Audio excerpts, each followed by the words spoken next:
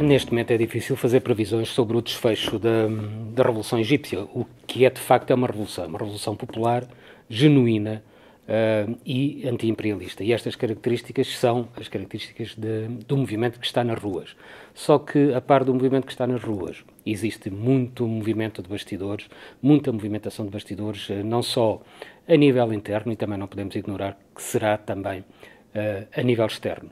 A nível externo, porque o Egito é um país de grande peso estratégico, no Médio Oriente e em todo o Norte da África e em todo o mundo árabe, é o mais populoso país do mundo árabe, e por essas circunstâncias a resolução final de todo este processo de alteração de poder está muito condicionada por uma série de circunstâncias internas e externas. Portanto, dificilmente o resultado final corresponderá à dinâmica revolucionária que está nas ruas.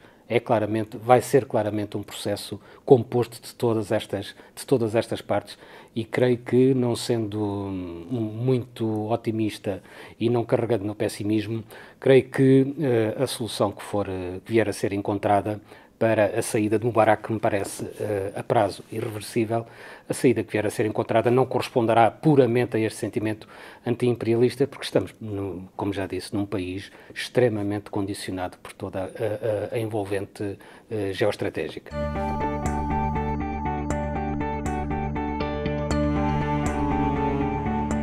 Não creio que o exército egípcio se divida. Aliás, o exército não só é o árbitro, como tem a chave deste processo, e a própria solução do processo passa por um exército unido. E creio que neste momento é isso mesmo que o peso da avaliação da situação tende também a ser feita em função de para onde pende o exército. O exército egípcio é muito poderoso, muito organizado, é um exército preparado para a guerra, embora esteja em paz com o seu vizinho israelita há muito tempo, mas, na verdade, é um exército que também interessa aos Estados Unidos e que tem sido, digamos, desenvolvido e mantido a alto nível em função dos interesses norte-americanos na região. Portanto, vamos partir da ideia de que o exército não se vai dividir e que a solução transitória de que tanto se fala e que pode ter a ver com a saída imediata de Mubarak ou com a saída a prazo de Mubarak só em setembro, essa solução vai passar pelo exército e eventualmente até por uma figura do próprio exército.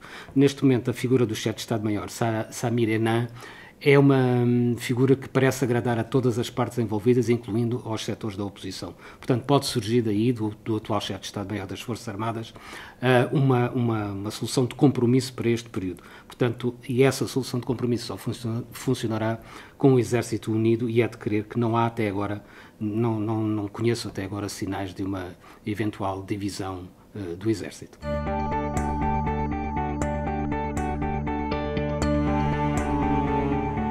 É fácil fazer um paralelismo entre aquilo que se está a passar no Egito, o fator islâmico no Egito e aquilo que se passou no Irão. Se foram ambas, ou são ambas, tanto no Irão como no Egito, resultantes de movimentos de massas muito importantes, portanto há aqui este paralelismo óbvio, mas depois a partir daqui as diferenças são grandes.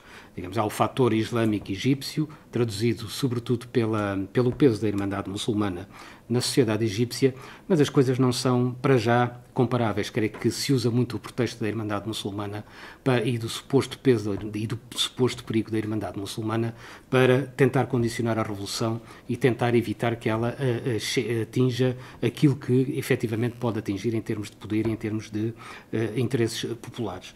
A Irmandade Muçulmana é mais antiga que a movimentação islâmica no Irão. A Irmandade Muçulmana, as origens, podemos ir buscá-la à década de 20 do século passado, e tem desempenhado, do ponto de vista social e económico, papéis a que o Estado se furtou no Egito, e concretamente a Irmandade Muçulmana deve parte do seu prestígio ao papel social, ao papel político entre os mais desfavorecidos, dando-lhes voz e, sobretudo, dando-lhes de comer, não o suficiente, porque senão o Egito hoje teria uma situação completamente diferente da miséria em que vive, mas, de facto, a Irmandade Muçulmana está enraizada e há que contar com ela. De qualquer forma, para já é um pretexto, e depois há outro aspecto que é absolutamente fundamental, porque no Ocidente tendemos a ignorar um pouco isto, mas a Revolução Iraniana é uma revolução xiita, é uma revolução com as características próprias do xiismo. A Irmandade Muçulmana é um movimento sunita e um movimento que tem na sua gênese uma doutrina bastante diferenciada daquela que influenciou e influencia a sociedade iraniana. Portanto, estes elementos são que ter em conta e devemos pensar sempre que há o aproveitamento do pretexto do suposto perigo islâmico para tentar condicionar aquilo que é hoje o movimento social genuíno dos egípcios. Aliás, não é por acaso que a Irmandade Muçulmana mantém um perfil bastante recuado neste processo, claramente inferior ao seu peso real na sociedade egípcia, porque todos os indícios neste momento dos dirigentes, das declarações dos dirigentes da Irmandade Muçulmana, é no sentido de que aquilo que vier a ser encontrado para o futuro próximo tenha que passar por todas as fações da oposição egípcia e não só pela Irmandade Muçulmana. Aliás, há inclusivamente uma declaração de um dirigente da Irmandade Muçulmana rejeitando a possibilidade do presidente vir do próprio movimento, sair do próprio movimento. Portanto, creio que são sinais que nada têm a ver com aquilo que em 79 se passou no Irão e que culminou na Revolução em Teherão.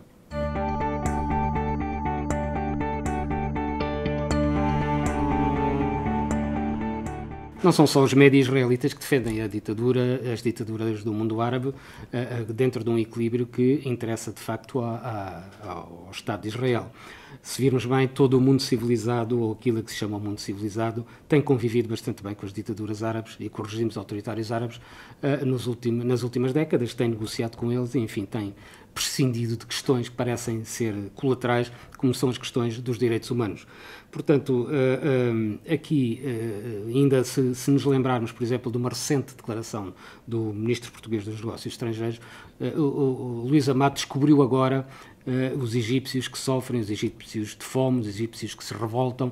No entanto, não deu por isso antes da própria população egípcia se levantar, assim como continua a não dar por tudo o que se passa contra os direitos humanos em Marrocos, no Saara Ocidental, na Argélia e em outros países que ainda não se levantaram. Se calhar, numa altura em que esses povos se levantarem, o ministro Luís Amado passa para o seu lado e lembra-se que eles existem. Mas a verdade é que, a par dele e todos os ministros, no fundo, dos países da União Europeia, todos os chefes da diplomacia norte-americana, têm convivido muito bem com estas violações constantes dos direitos humanos. E não só isso, das liberdades essenciais das populações árabes. Claro que o sistema ditatorial interessa, em princípio e basicamente, à aliança norte-americana-israelita no Médio Oriente. Agora, se por hipótese houver levantamentos em todo o mundo árabe e se as revoluções avançarem dentro do sentido daquilo que elas poderão vir a ser de genuíno e anti-imperialistas, estaríamos perante uma ruptura total sobre a situação, em relação à situação atual que se vive no Médio Oriente.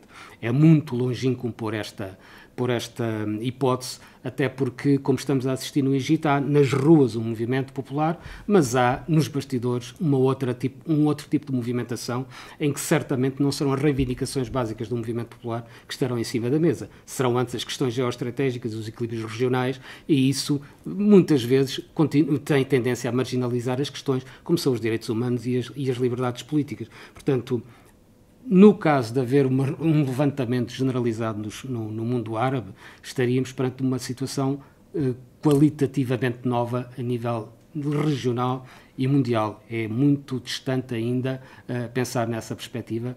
Vamos ver o que acontece no Egito, qual será o desfecho, porque o Egito é de facto um país-chave, mas uma solução que implique mudanças geoestratégicas não está ainda, creio, em cima da mesa.